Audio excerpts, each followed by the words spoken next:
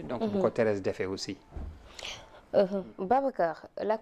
Alliance pour la République ndax mun nañu bañ ñoom ko transhumé vu que en 2012 Macky Sall balaa muy accéder pouvoir ñu bëri dañoo jógee PDS ñu jógee ci yeneen parti ñoo fekk si ko Idrissa Seck dafa jëloon partem fekk ji ko après pas en 2012 mais après ba d'ailleurs mu juróon fi coow lu tax Idrissa dem topp Macky Sall donc ñoom waa Alliance pour la République ndax mun nañoo bañ nit jóge si ñoom dem feneen par principe rek. ndax man je pense pas que ne Alliance République sañ nañu def ay sañ nañu taxaw fii si digg dëkk bi di kaas loolu je pense pas. déjà man mosuma dégg loolu xalaatuñu loolu je pense. alors que bu ñu koy incriminer peut-être Pastef bii fi nekk lañ koy waxal ñoom ñu doon wax ne ñu dégg Ousmane Sonko def fi façon déclaration bu nekk dem na ba wax fi sax loo xam ne jàpp naa ne sax kii dafa du ko wax si loolu si transhumance. ne woon ne bés boo leen gisee ma accompagné ak waa PDS PS ak ñooñu fi nekk ne jàppale ne man du ma nit ku baax sax du ma gor. c'est-à-dire ñu gis ak seen politique bi nu mu demee nii fu nekk mu dem fa di cëbb maire yi muy recruter lu ne mu dugg. je pense que ñooñu la ñu mais APR moi je pense pas que ne ñeme nañ taxaw fii ci digg dëkk bi. di casse affaire transhumance. waaw parce que transhumance moom li si APR def fii Sénégal defe naa parti defu ko. je pense bien. surtout loolu donc même question. En ce qui concerne Idrissa Seck, il n'a jamais transhumé. dem jàppale Macky Sall loolu transhumance. Idi mësul dugg APR. Idi dafa bokk ci la coalition bi fi nekkoon nga xam ne moo regroupé woon tous ces partis là Benno Bokk Yaakaar. lu tax xam nga nit ñi dañuy ñàkk a xam la personne de Idrissa Seck. Idrissa Seck dafa am expérience état daf ko jàng daf ko pratiquer aussi daf ci dugg ci premier gouvernement bi nga xam ne bii Wade dafa intégrer le parti socialiste de Diouf mooy le gouvernement élargi bi Diouf njëkk a def en 94 donc mu def une expérience gouvernementale étant ministre de l'économie ministre du commerce mais bi mu ñëwee ministre du commerce li mu njëkk a def dafa ñëw fekk mu amoon ay monopole il y avait la caisse de péréquation et de stabilisation des prix moo fi nekkoon di jaay ceeb ceeb bi mu indi kese moom nga mën a jënd parce que moom kenn mooy jaay ceeb bi mu ñëwee il a cassé ce monopole là dafa damm monopole boobu permettre à bépp sénégalais bu mën a importer ceeb na nga ko importer nga jaay déjà quand il y a une libre concurrence rek prix yi mën na wàcc ci la ñoom Moustapha Tall ak ñii ñëpp commencé tijji di dugg di jaay ceeb bi di def prix bi def nii léegi nag yow yaay jënd ceeb bi tolloog sa poche bi nga bëgg déjà ça c'est un avantage deuxièmement dañ daa gis da nga daa dugg ci mbedd gis mbedd ba mu jeex benn oto ngay seen bu gaaree ci benn buntu kër boobu oto dafa doonoon objet de luxe mu ñëw dindi loolu fexe ñu créer les parkings venant de France en fait moom moo créé loolu moo fexe oto ñu yombal ko ba gaa ñi di ko jëlee bitim réew di ko indi pour casser les prix parce que bu njëkk boobu ci concessionnaire yi kese nga mën a jëndee oto mais tey ci tey bu ñu ko libéraliser fu nekk nga génn ñu teg fa oto prix oto dana wàcc nit ñi danañ mën a disposer de voiture mais mieux Idrissa Seck moo tax tey ci tey lii ngay jëfandikoo nga jëfandikoo ko internet bii ngay dugg est-ce que xam nga moo ñu indil internet nit ñi ñi ngi bénéficier wu internet di def ci di ci gagner du n'importe quoi alors que moom moo demoon mission aux États-Unis en 94 mu dem gis internet njëriñ li mu am de retour de mission mu wax ko Abdou Diouf mais gis nga bu yàlla bëggee li ngay def yàlla jàllale ko yàllaa ciy dugal loxoom bi mu waxee ak Abdou Diouf yàlla def mu am un sommet bu ñu fi war a tenir Amérique ak Afrique gaa ñi di ko tenir au Sénégal moo lay woon bu yàlla bëggee bu yàlla nammee lépp loo commencé yàlla moo ciy indi lu ko sotti. mais doyen est-ce que mënuñoo wax ne aussi nee nga transhumé wut dañ na koy nangul vu que. non damay terminer lu tax Benno Bokk Yaakaar non damay terminer lu tax mu war a mën a ñëw jàpp ci loolu ñuy wax ne dafa transhumé. mais foofu kenn xaaru ko fa woon. non attendez sax am na aura boo xam ne perte na ko. non attendez laisse-moi terminer rek. bien parce sûr que gis nga nit ki bala nga koy juger il faut nga xam ko. il faut nga xam pourquoi il a fait ça. bi ñu fexee ba internet dugg si au Sénégal avec tout ça jàll na mais Idy son cursus Idy dafa jàng li mu jàng daf ci am benn partie boo xam ne bii dafa ubbi cabinet boo tudd Epistemon International SA. cabinet boobu ay épistémologue homme de science lay tekki. boroom xam-xam kese. cabinet boobu dafay yëngatu ci santé ak éducation. ci cabinet boobu loolu rek lay yëngatu santé ak éducation. Covid dugg ci biir réew mi. nga am cabinet international bu yëngatu ci santé ak éducation. Covid dugg ci sa biir réew. mu leer na la ce sont des problèmes de santé. yow yaa ngi dimbali ji bitim réew bàyyi sa réew. ndax xel jaadu na pour des questions politiques nga toog li nga am ci expérience nga ne doo ko fi dugal. fan la Idy mën a ci ban station la Idy war a mën a dugg bu bëggee jàppale réew mi ci Benno Bokk Yaakaar. loolu moo tax mu dem rejoindre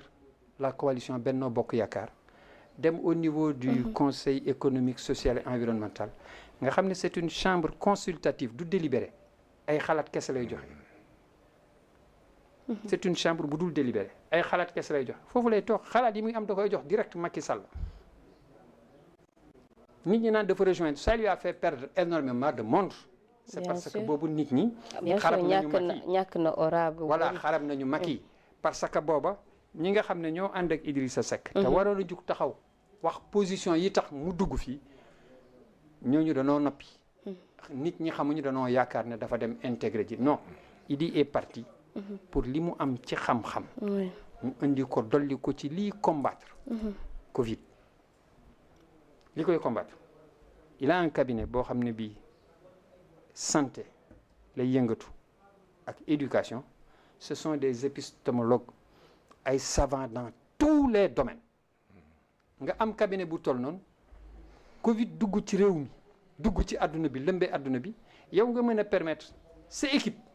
di xalaat ak di réfléchir pour ñeneen sa dëkk nga toog di ko seetaan c'était pas possible il fallait que mu dugg te duggul dans un gouvernement dafa ñëw dem ci une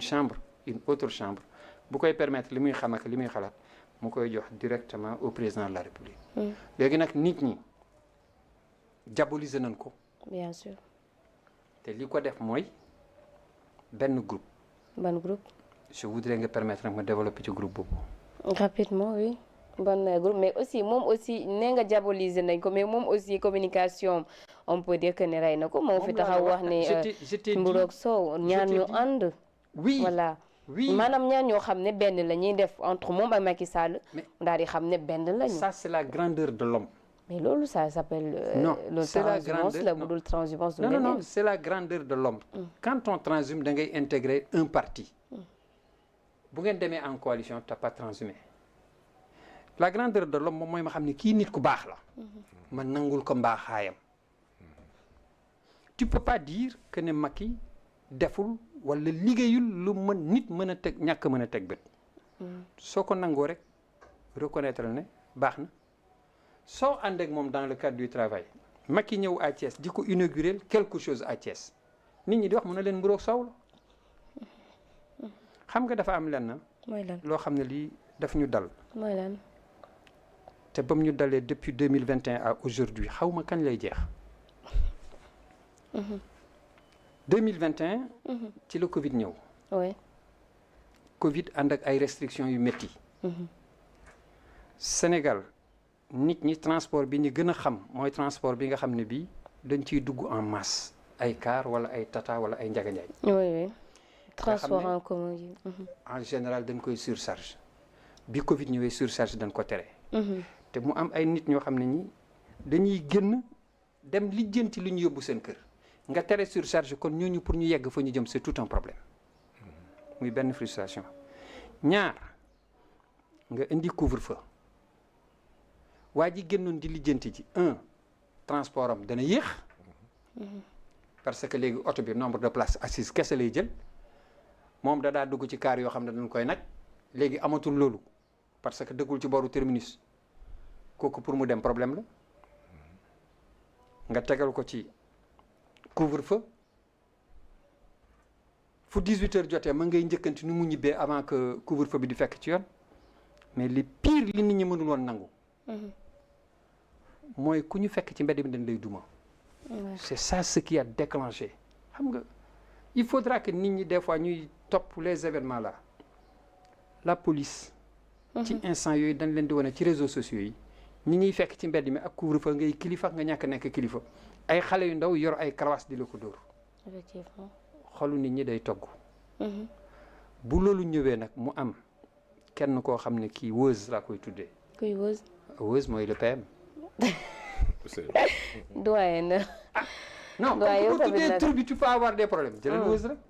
non mais ku tudd turam doo am ay problème bon ma ñëpp a ngi tudd turam te amuñu problème man Weuz lay wax non mais ça dépend ci manière ba ngay na ngay tuddee turam ak lang cay moi je dis Weuz génn na fi daal dem na day faju ji faju bi rax na porte nañ plainte dafa am nag lu nit ñi bàyyiwul xel gis nga plainte boobu ñu ko porté bu fekkoon ne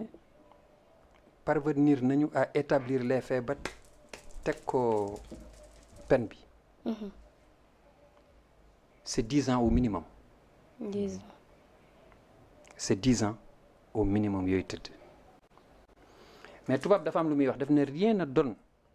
courage aux peureux que la peur qu'affichent les autres gis nga ragal bis bu xamee ne da ngaa ragal mu ñeme Sénégalais yi bu ma déggee ñuy wax le courage de Weuz man daf may jaaxal gisoo ci moom courage non man gisuma ci moom courage ah bon non mais il a compris am na frustration buy togg bu nekk ci biir muy couvre-feu muy nu mu tudd Covid duma yi leen di duma moom def na ñu porté ko plainte xale yi soxla nañu ku leen yuuxul pour ñu yaakaar ne mën nañoo teggi pression bi teggu ci seen kaw mu saisir cette opportunité là yuuxu xale yi génn waaw donc c'était pas par amour non moom dafa yuuxu pour se sauver ndax bu yuuxuwul bu demee day tëdd 10 ans sa carrière politique elle est fichue. donc da nga ne pour sa personne moo taxoon mu wootee révolte c'est pour sa personne c'est pour sa personne il faudra que nit ñi xam loolu c'est pour sa personne gis nga bis bu ñu demee ba dans un pays ay conspirationnistes nekk ci biir dëkk jàmm dootu am ca dëkk ba parce que lépp théorie du complot lañ koy tuddee loo wax ñu ne dañu complot loo leen wax rek complot lañ koy tuddee te la muy jur mooy danañ dem ba danañ cultiver ci bopp nit ñi ñu dem violence danañ dem ba danañ bañante tey ci tey Sénégalais yi dañu bañante tu vois dans une même famille ay nit ñu bokk ndey ak baay jaar nii ndax politique parce que conspirationnisme mooy def loolu dafay bonal nit te du ko teg ci ay preuves du ci wax firnde bu leer du am information bu fiable dafay wuti alternative pour defar information bi te saa woo wutee alternative na ngay informer ak ni ñuy informer du benn tu passes par le canal des réseaux sociaux diffuser de fausses informations mu law gaa ñi dégg ko